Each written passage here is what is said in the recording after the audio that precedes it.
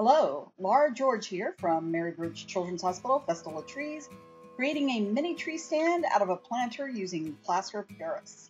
We have our supplies, which include the planter, mixing bowl, measuring cups, one for water, one for plaster, utensils such as a disposable spoon or fork, and water.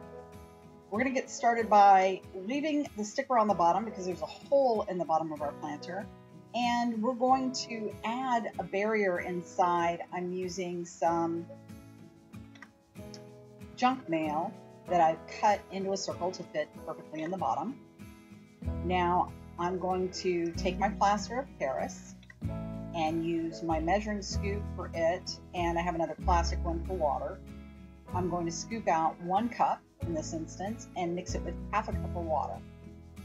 This is going to be stirred until I get a consistency of pancake batter. And yes, I should have wore gloves, but this is how I roll.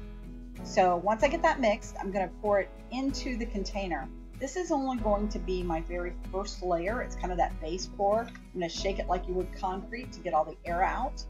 And then I'm going to scoop my second layer and do the same process. By the way, pouring it into a bag is way easier than trying to get a measuring cup into a box of Plaster of Paris or even a larger bag. Just kind of lets you control the dust. I'm following the same steps I did in my first pour with my second one to get it ready for my final pour where I'll insert the tree. 2 hours later. So I've completed my final pour, and I'm just leveling that out. I'm going to put my mini tree in it. I've used chopsticks just to kind of hold it in place before I get my clamps in, make sure that it's all level, and lean it against those clamps and use those chopsticks to kind of help it stay in place. Now that I have that tree in a smaller planter, I'm going to put it inside of my decorative one.